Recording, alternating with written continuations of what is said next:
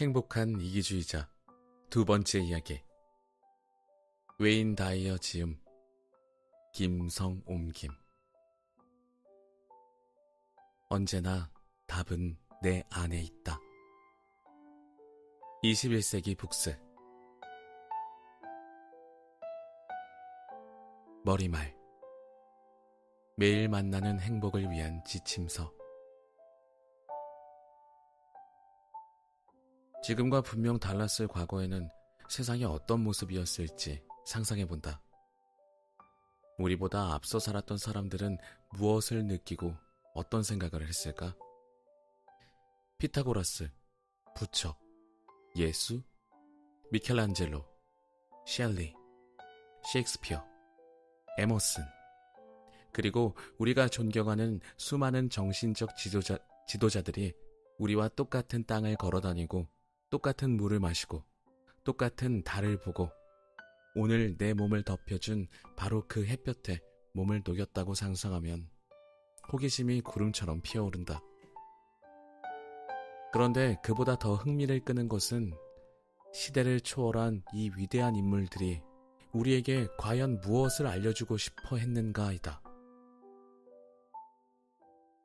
그들이 남겨준 지혜를 깨달아 그것을 삶에 적용하며 살아간다면 우리 마음속 깊은 곳에서부터 변화가 일어나리라는 생각이 들었다.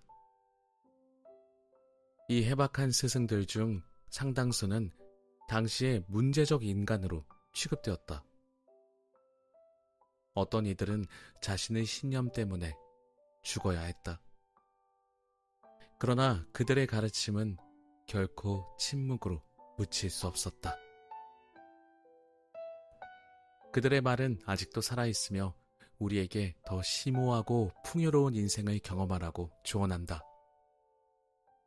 이 현명하고 창조적인 사람들은 지금 이 순간도 우리에게 속삭이고 있다. 어떤 의미에서 지금 이 지구에 살고 있는 우리들은 우리보다 먼저 살았던 이들과 여러 가지 방법으로 관계를 맺고 있다. 이 책은 이 놀라운 사실을 마음속으로 되새겨보고 현명하고 위대했던 이들의 지혜를 함께 나누기 위해 쓴 것이다. 그들이 남긴 산문, 시, 연설에는 인생의 위대한 교훈이 담겨 있다.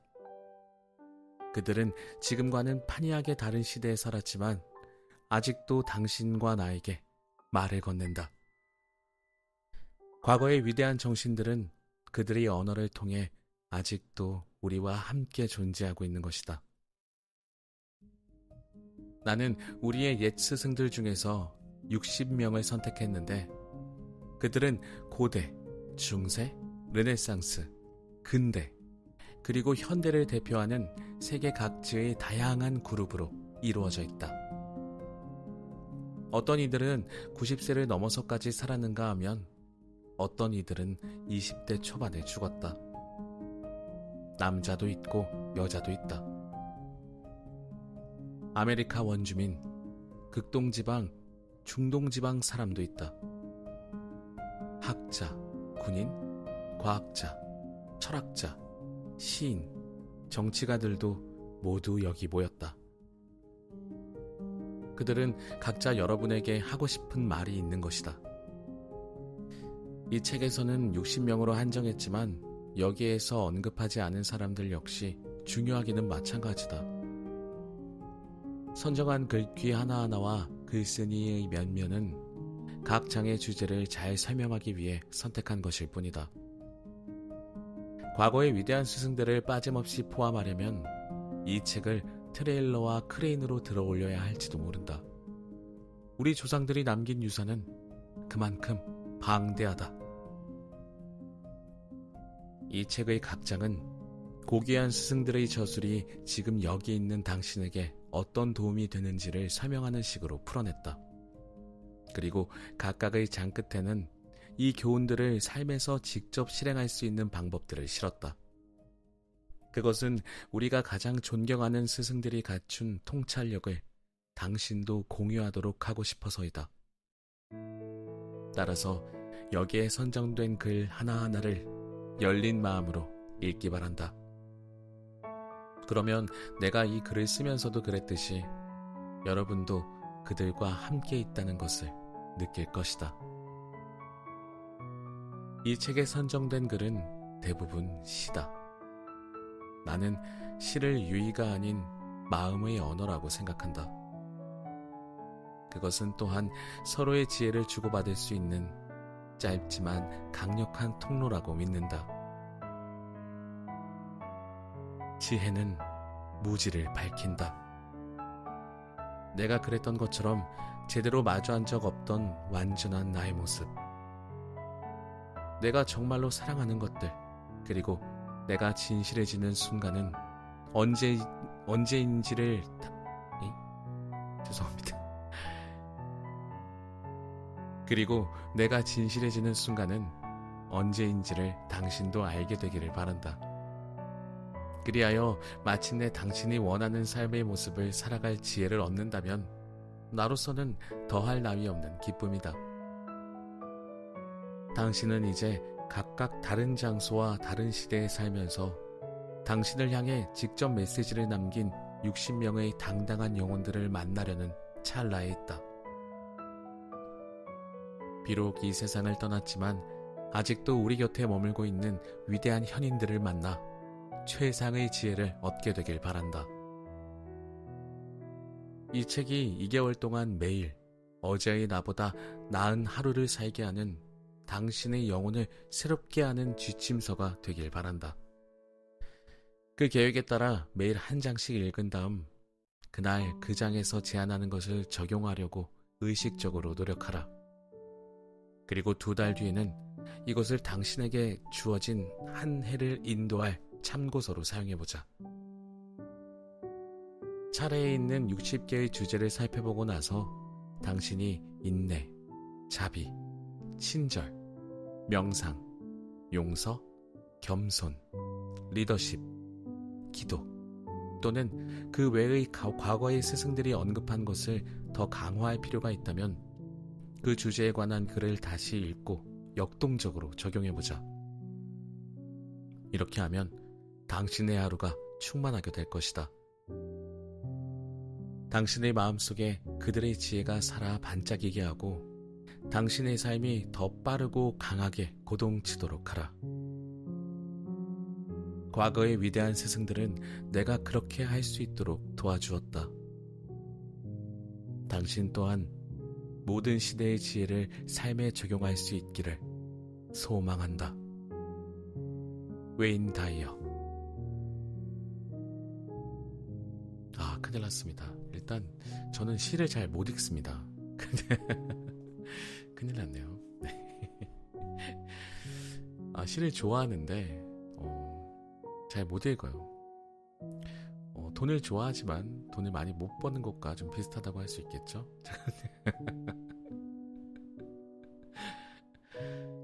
네, 목차를 한번 읽어보겠습니다. 목차를 보니까요. 정말 60편의 시가 있네요. 저는 여러분들이 이 책을 듣고 나서 직접 읽어보시기를 원하기 때문에 제가 골라서 읽기보다는 항상 처음부터 정해진 분량만큼만 딱 읽고 끝내도록 하겠습니다. 자, 공교롭게도 1부의 주제는 나는 내 운명의 주인입니다.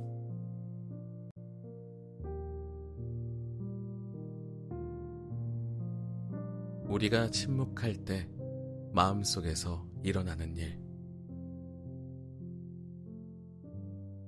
침묵하는 법을 배우라.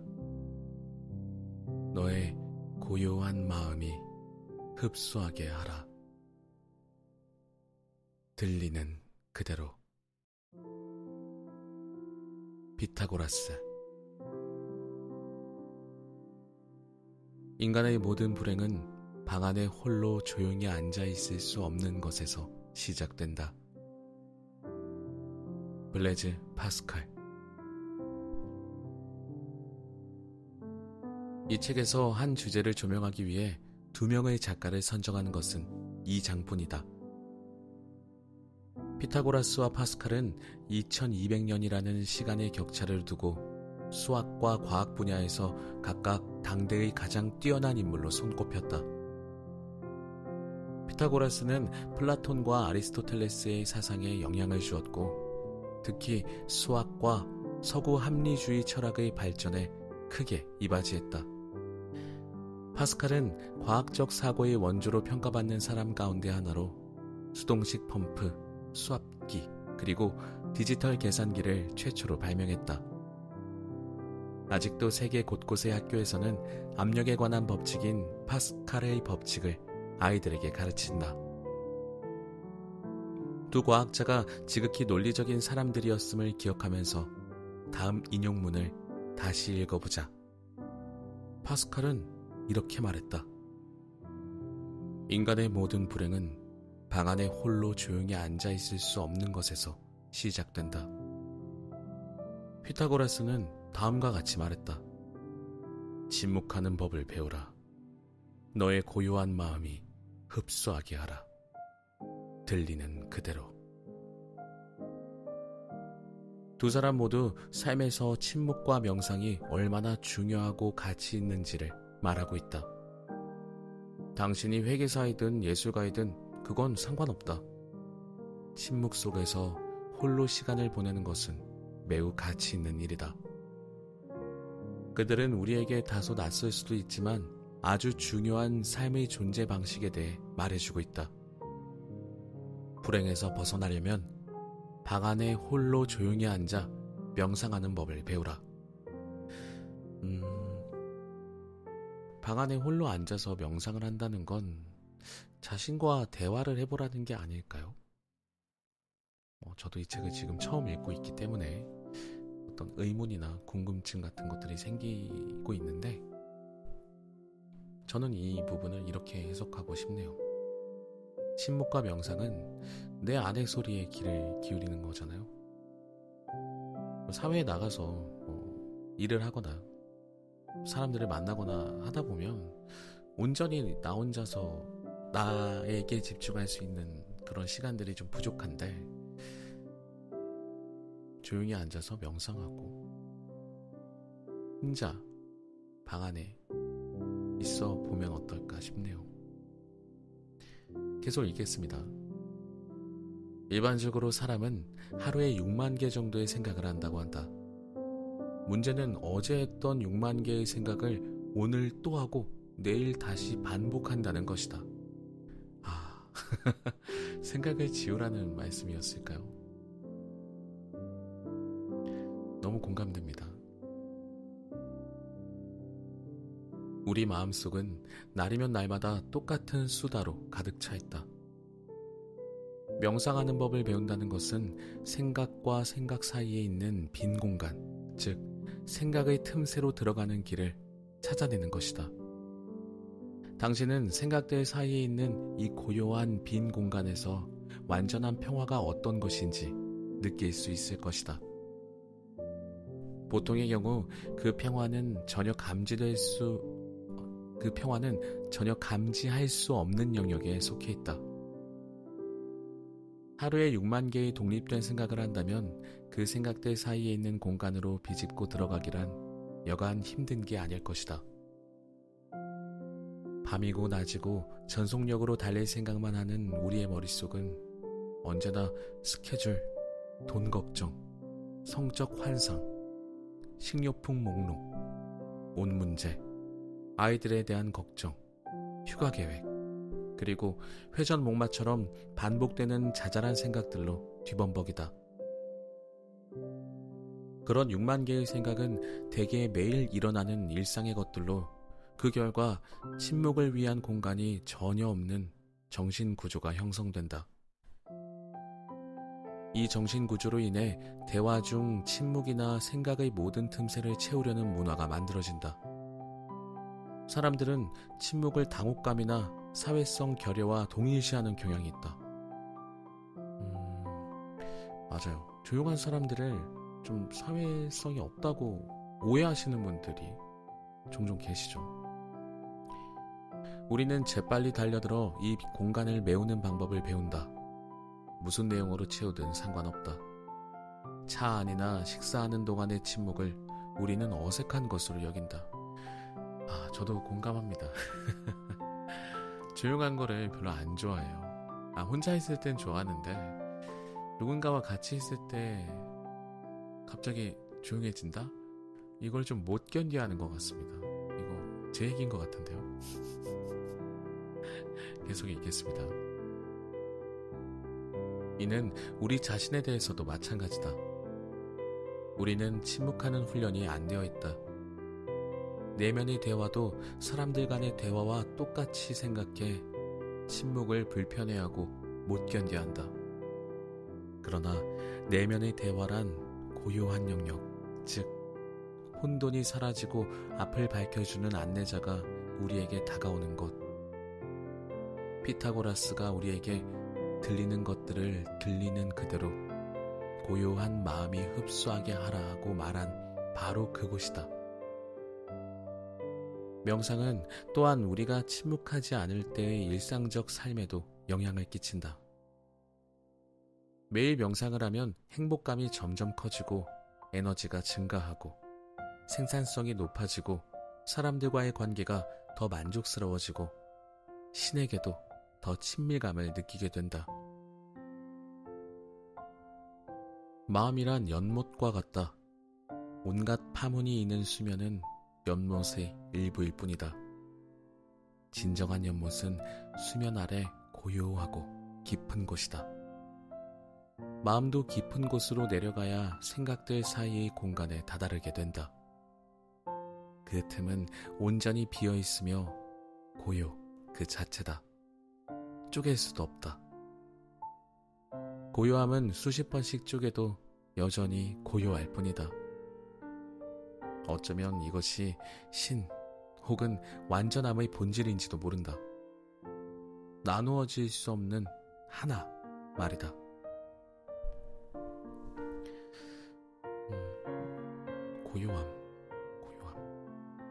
고요함에 완벽하게 노출되어 본 적이 별로 없는 것 같습니다.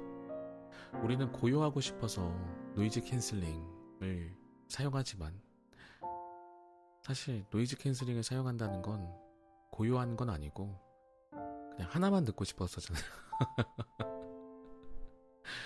한 가지만 듣고 싶다는 건데 그것조차도 때로는 이렇게 제쳐두고 정말 아무 소리도 들리지 않는 그 고요함에 한번 들어가 봐야겠습니다.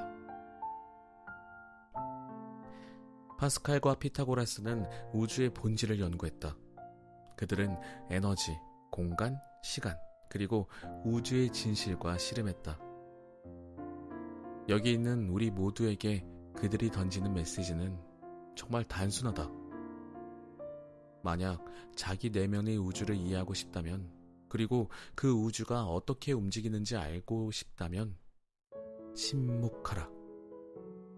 방 안에 홀로 앉아있는 것이 두렵더라도 그 두려움과 직면하라. 자신의 마음속 밑바닥까지 깊숙이 내려가 보라. 당신도 수많은 형상에 둘러싸여 있지만 진정한 당신은 중심에 있는 고요하고 텅 빈 공간에 자리 잡고 있다. 자신을 둘러싼 형상들을 뚫고 들어가 가장 창조적인 자신의 본성을 발견하기 위해서는 날마다 조용히 침묵하면서 생각 사이에 있는 황홀한 공간으로 들어가는 시간이 반드시 필요하다. 매일 명상하는 것은 너무도 중요하다. 직접 시도해보지 않고서는 이 명상 훈련의 가치를 결코 알 수 없을 것이다. 이 글의 목적은 명상의 방법을 가르쳐주는 데 있지 않다. 명상법을 가르쳐주는 훌륭한 연구과정, 안내서, 테이프 등은 많다. 내 목적은 명상이 생산적인 일이나 사회적 책임을 잊어버리고 오로지 명상만을 일삼는 영적 추종자들의 전유물이 아니라는 사실을 강조하려는 것이다.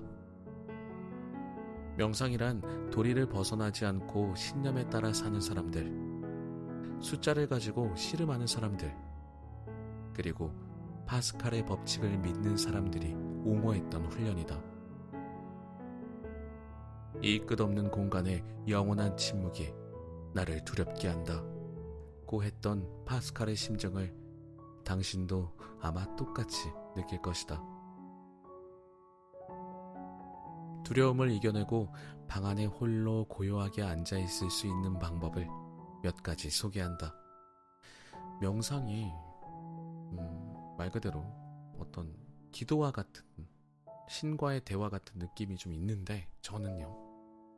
근데 그들만의 전유물이 전혀 아니라는 것, 오히려 굉장히 합리적이고 계산적인 일을 해야 하는 사람들이 이 명상의 효과를 믿었다고 하는 게 좀 놀랍습니다. 저는 뭐 그런 일을 하지는 않지만 뭔가 좀 이렇게 똑똑해 보이는 분들이 명상의 효과를 믿었다고 하는 거 보니까 저도 좀 해보면 좀 똑똑해질 수 있지 않을까요? 라는 그런 생각이 좀 듭니다. 자, 명상의 방법 몇 가지 소개가 되어 있는데 한번 읽어보겠습니다. 내면으로 시선을 돌리기 위한 훈련 방법으로 들숨과 날숨을 인지하는 연습을 해보자. 이거는 숨을 들이마시고 내쉴 때 이걸 느끼는 방법을 연습하는 것 같습니다. 이것은 회의나 대화, 파티 중에도 할 수 있다. 자신의 호흡을 의식하면서 몇 분 동안 숨이 쉬어지는 대로 따르면 된다. 하루 여러 차례 시도해본다.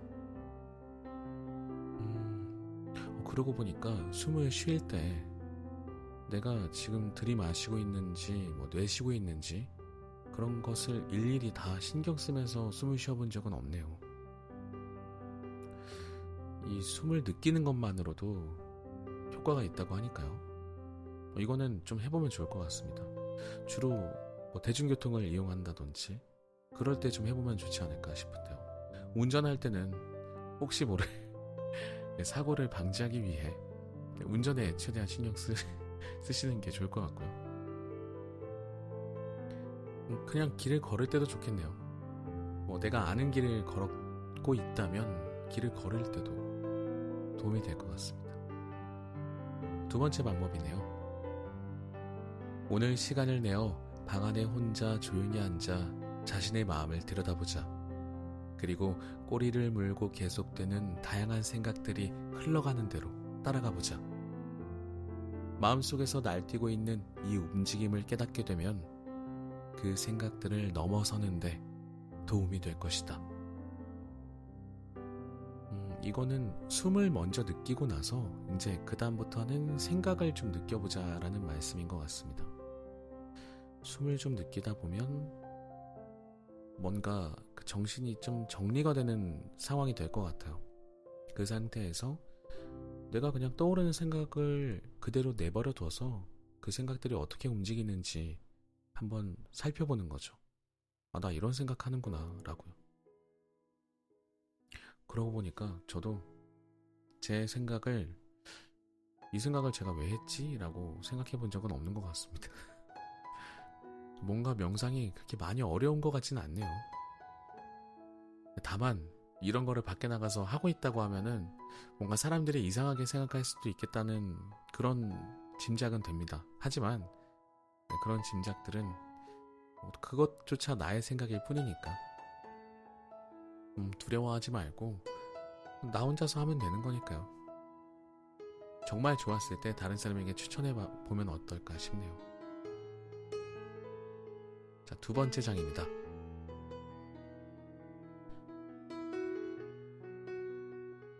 머리보다 마음의 귀를 기울이는 방법.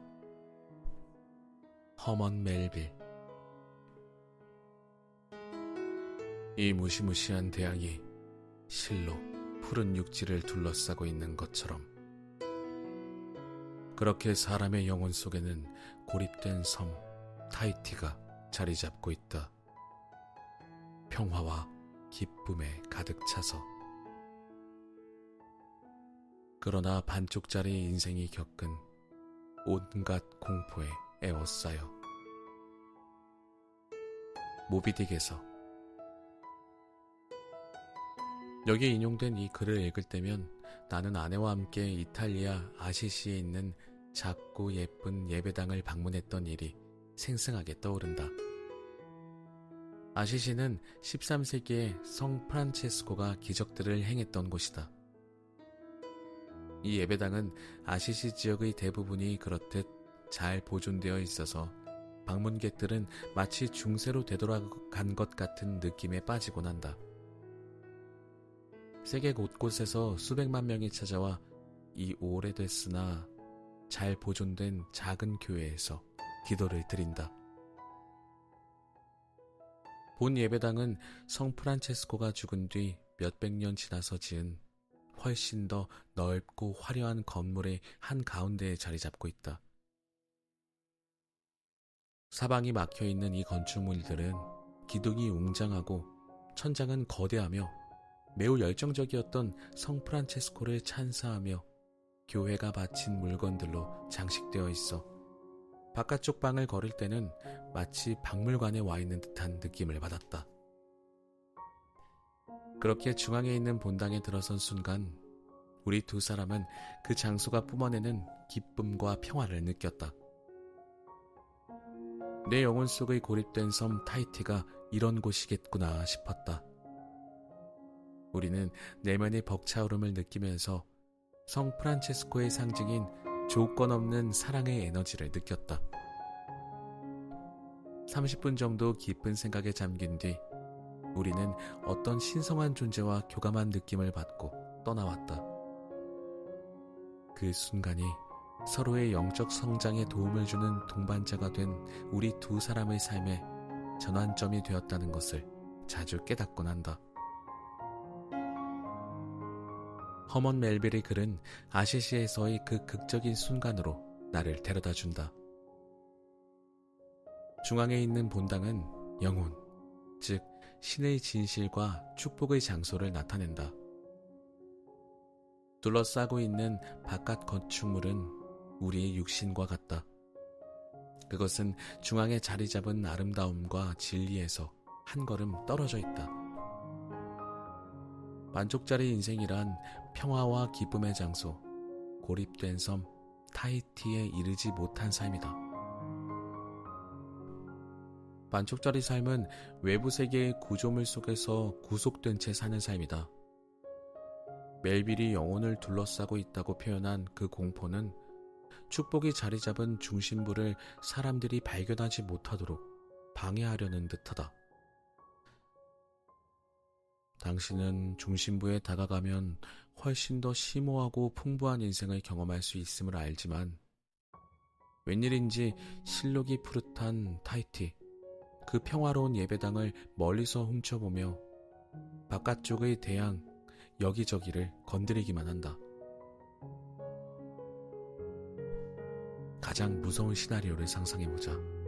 그것은 우리가 가상의 두려움 때문에 마음이 늘 원하는 것을 회피한 채 반쪽짜리 인생을 선택하고 그 사실을 아는 상태로 죽음을 맞는 것이다. 나는 당신에게 지금 그 시나리오를 바꾸라고 충고하겠다. 해변으로 걸어가 자신의 고립된 섬 타히티로 가겠다는 용기를 가지고 자기의 인생을 살아가자. 여기까지 읽어봤을 때 여기서는 그 프란체스코의 성당을 말했는데요.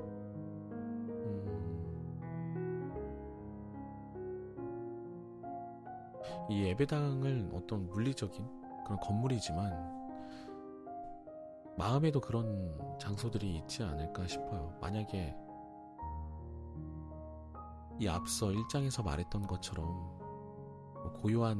고요하고 깊은 마음의 어떤 공간을 말하는 것이라면 누구나 다 가지고 있지 않을까 싶어요. 고립된 섬 타히티.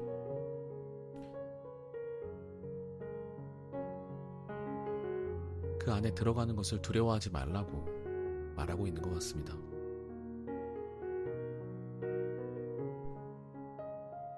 (19세기에) 쓰인 멜빌의 이 날카로운 글을 당신 스스로의 삶에 적용하기 위해 읽고 또 읽어야 한다. 그 공간은 형체도 부피도 없지만 존재의 참된 핵심이다.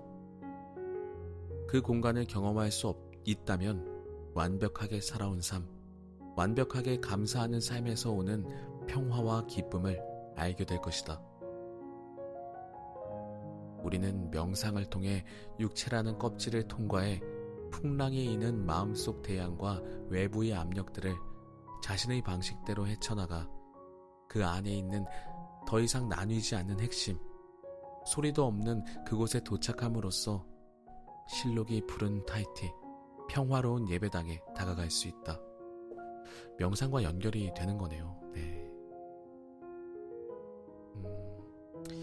그리고 방금 전에 제가 읽었던 이 문장은 엄청 긴 문장이었습니다. 이걸 어떻게 읽어야 될지 마침표가 없는 하나로 이어진 문장이었어요. 책을 읽을 때 이런 문장을 미리 제가 보지 않고 읽기 때문에 당황할 때가 많습니다. 끝날 것 같은데 안 끝나고 계속 읽어보겠습니다. 그러려면 머리보다 가슴에 귀를 기울여야 한다.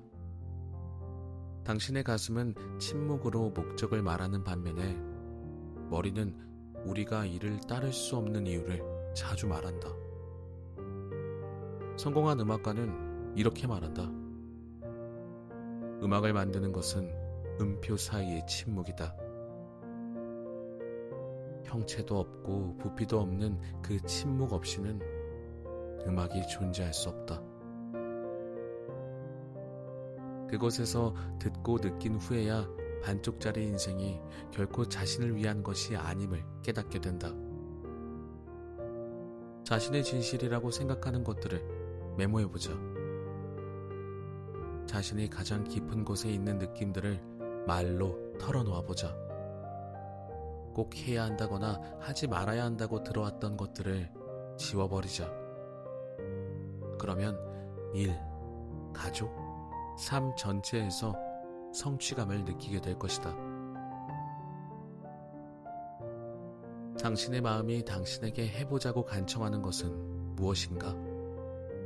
육체라는 대양에 있는 푸른 섬이 와서 보라고 유혹하는 것은 무엇인가? 그것은 갈라파고스나 히말라야를 탐험하는 여행광이 되는 것일 수도 있다. 어쩌면 미술관을 열거나 에스키모인과 함께 일하자는 진심에서 우러나는 감정일지 모른다.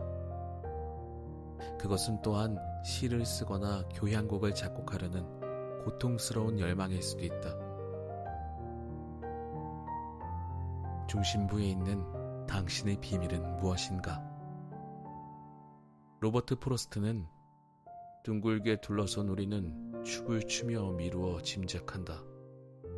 그러나 비밀은 한가운데 자리 잡고 앉아 다 알고 있다. 라고 썼다. 그는 멜빌이 말하는 것을 알았음에 틀림없다. 당신이 무엇을 느꼈건 회피 혹은 외면하려 마음속에서 어떤 이유를 만들어내건 간에 새로운 눈과 귀로 그것을 탐구해보자. 이 침묵의 중심에 다가갈 때 당신의 지성을 어떻게 사용할지 주의를 기울이자. 고요 속을 탐험하는 것과 고요한 가운데서 사는 것이 별개라는 사실을 스스로 깨닫기 시작했다면 왜 자신을 바깥쪽 방들에서 계속 버둥거리게 놔두는지 그 원인을 주의 깊게 살펴보자. 당신은 자신의 생각에 따라 행동하고 있을 것이다. 이건 불가능해. 실천할 수 없어. 내 능력 밖의 일이야. 라고 생각한다면 정확하게 그 생각에 따라 행동하게 될 것이다. 그것은 자신을 그 무서운 대양으로 되돌아가게 한다. 멜빌은 19세기 우리가 태어나기도 전에 이 지구를 떠났지만 그의 말은 지금도 진실하게 울려 퍼지고 있다. 그는 반쪽짜리 인생의 공포란 우리 모두에게 평화와 기쁨을 주는 내면의 소리 없는 불꽃을 모른 채 한 결과라고 생각했다. 이 지혜를 실행하기 위한 몇 가지 제안을 하겠다. 이번 편은 좀 어려웠는데 다행스럽게도 가르침을 주는 책이네요. 몇 가지 제안 읽어보겠습니다. 첫 번째, 매일 내면의 침묵의 공간으로 들어가는 명상을 하자. 이 내면의 장소는 평화를 선사할 것이다. 그 평화 속에서는 무시무시한 대항의 혼란에 빠지는 일이 없을 것이다. 두 번째입니다. 머리보다 마음의 귀를 기울이자. 느낌은 자신이 무엇을 원하는지 알 수 있는 민감한 척도다. 푸른 타히티를 마음속에 만들어 방문하는 상상을 해보자. 자신이 좋아하는 것을 하는 것과 자신이 하는 것을 좋아하는 것, 이 두 가지를 놓고 자신의 영혼 속에서, 그런 다음에는 자신의 마음 속에서 자세히 명상해보자. 세 번째입니다. 어떤 어려움이 있더라도 당신의 영혼에 귀 기울이는 일에 열중하자. 자신의 결정에 대해 실패, 파멸을 생각하는 것은 피해야 한다. 멜빌이 당신을 향해 그 글을 썼다는 것을 매일 기억하자. 죽음의 천사가 와서 부를 때 그 부름은 피할 수 없다. 무서워. 기다려. 난 아직 절반밖에 못 살았어. 라고 말하지 않도록. 영혼의 목소리를 듣는 기쁨을 알게 된다면 난 평화로워. 무섭지 않아. 나는 타히티에 가봤어. 라고 말하게 될 것이다.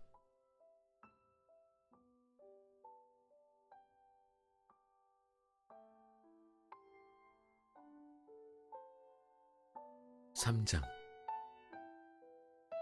무안다스 카람찬드 간디. 에고에게서 벗어나기. 나를 연약하게 만드는 것이 무엇인가? 숫자의 힘은 겁 많은 자의 기쁨이다. 정신이 용감한 자는 홀로 싸우는 것을 자랑스러워한다. 간디의 위 말은 삶에서 원하는 것을 구현하기 위한 비밀과 양자물리학의 신비, 이 두 가지를 부분적으로 밝히고 있다. 이 사실은 우리가 경험하는 개인적인 우주를 보이는 것과 보이지 않는 것, 또는 물질과 정신으로 나눌 수 있다고 생각해보면 더 명확해진다. 보이는 세계는 감각으로 경험한 것이다. 이 세계를 원하는 것을 가질 수 있다는 점 때문에 우리가 가장 흥미를 갖는 세계이다. 존재하는 것, 사물, 이른바 실제는 어떻게 나타내는가? 하나의 실제는 에고, 이기적 자아와 정신, 두 가지 면으로 나누어진다. 나 자신인 것처럼 행세하는 에고는 지상에서만의 인도를 상징하는 것으로 자주 묘사된다. 왜냐하면 에고의 차원에서는 하나의 실제를 만들 수도 나타낼 수도 없기 때문이다. 보이지 않는 세계는 정신이라고 부른다. 우리가 꿈을 드러내기 위해서는 에고에서 자유로워야 한다. 에고는 자신이 다른 사람과 분리되어 독립된 존재로 그들과 경쟁하고 있으며 신과도 분리되어 있다는 주장을 펼친다. 자신이 모든 사람, 또 자신의 근원과 따로 떨어져 있는 존재라고 믿는 한 인간은 자신의 원초적인 힘을 잃게 된다. 한편 근원과 다시 연결되거나 보이지 않는 세계와 의식적인 접촉을 하게 되면 다시 원초적인 힘을 얻게 된다. 이것은 겉으로 드러내고 치유하고 삶에서 원하는 것을 끌어내는 힘을 얻었다는 뜻이다. 그런데 근원과 다시 연결되면 변덕스럽게도 에고 또한 거기 끼려고 한다. 당신이 원하는 것, 당신이 운명이라고 생각하는 그런 인생을 다른 사람에게 말하는 순간 에고가 당신 주변을 기웃거린다. 당신이 어떤 혁신적인 생각을 말하려고 하면 에고는 자신을 방어하라고 요구할 것이다. 그러면 당신은 상대방이 그 생각을 어떻게 받아들일지 고민하게 될 것이다. 무엇보다도 가장 마음을 약하게 만드는 것은 당신이 꿈을 함께 나누고자 했던 그 사람들이 현실을 알라하거나 주위 여건을 생각하라고 말할 때 그들의 논리에 귀 기울이게 되는 것이다. 무엇보다도 에고가 연루되면 마음에서 들려오는 소리를 자신의 운명으로 여기지 않게 된다. 바라는 것을 에고와 공유하면 그때부터 숫자의 힘을 추구하게 되는데 그것이 간디가 겁 많은 자의 기쁨이라고 말한 것이다. 그렇게 실수하지 말라. 겁 많은 자는 자신의 꿈을 건져 올리지 않는다. 그들은 꿈을 이루지 못한 자들의 줄에 서 있다. 당신의 운명이라고 알고 있는 것을 위해 홀로 싸우게 되면 다른 사람이 뭐라 하든 상관없이 당신은 홀로 싸우는 것을 자랑스러워하는 정신이 용감한 자가 된다. 정신은 당신이 보는 모든 것, 당신이 목격하는 모든 것, 당신이 관찰하는 모든 것의 원천이다. 에고의 영향에서 벗어나면 정신과 다시 연결될 수 있다. 이것은 명확하게 꿈을 간직하고 신 또는 모든 것에 보이지 않는 원천이라고 부르는 근원의 힘과 꿈을 공유한다는 뜻이다. 하지만 에고를 불러들이면 당신은 그 원천에서 확실히 떨어져 나갈 것이다. 젊었을 때 나는 경제적으로 독립하려는 꿈이 있었다. 나는 가족과 친구들에게 내 계획을 설명했다. 그 계획은 내가 번 모든 수입 중에서 5분의 1을 다른 곳에 쓰기 전에 미리 저축하는 식이었다. 그때마다 나의 재테크 작전에 대해 온갖 반대하는 소리를 들었다. 현실을 모르는 건 수입의 20%를 저축할 수는 없어. 세금 내야지, 청구서 지불해야지, 가족 먹여 살려야지. 불가능해. 나는 이자를 불려나가는 방법, 15년 안에 면세 이자로 살아가게 될 비결을 설명하면서 내 계획을 고수했다. 그러나 내가 빈곤에 대한 전문가의 말을 들었다면 풀이 죽어버렸을 것이다. 나는 입을 다물고 침묵하는 것을 배웠다. 내 꿈을 다른 사람에게 설명할 필요가 적어질수록 내 꿈은 더 빨리 이루어질 것이라는 사실을 알았다. 내 꿈에서 에고를 제거하고 대신 침묵의 힘에 의지하면서 나는 재정적 독립에 관한 내면의 비전을 실현할 수 있었다. 많은 사람한테서 내 꿈을 보장받을 필요는 없다. 대신 내면의 길잡이를 믿고 자랑스러워하는 용감한 정신이 되어라. 조금 투박한 표현이긴 하지만 똑같이 깊은 뜻을 지닌 또 다른 말이 있다. 무리를 따라가면 그들이 남긴 수많은 것들을 밟기만 하다 끝장을 보게 될 것이다. 간디의 말을 실천하려면 다음과 같이 하라. 첫 번째, 자신의 꿈을 다른 사람에게 보장받고자 할 때 잠깐 멈춰서자. 그리고 에고가 일단 개입하면 원하는 것을 만들어낼 정신적이고 과학적인 수단을 잃는다는 사실을 기억하자. 두 번째, 자신의 계획을 알리고 싶은 욕구를 만족시키기 위해 자기 인생에서 펼치고자 하는 일들을 일기에 써보자. 최소한 일기는 자기 꿈을 의심할 이유를 만들지는 않을 것이다. 세 번째, 창조의 과정이 보이지 않는 것에서 보이는 것으로, 정신에서 물질로 옮겨간다는 것을 마음속에 떠올려보자. 보이지 않는 세계와 의식적으로 접촉하는 자신의 능력을 깊이 신뢰하자. 여기에서 보이지 않는 세계란 정신을 의미한다고 책에서 설명해 줬던 것 같거든요. 정신, 그리고 내 내면의 소리. 에고는 멀리해야 되겠네요. 저는 지금 에고에 대해서 정확하게 이해가 다 안 돼서 다시 한번 좀 살펴보겠습니다. 에고는 자신이 다른 사람과 분리되어 독립된 존재로 그들과 경쟁하고 있으며 신과도 분리되어 있다는 주장을 펼친다.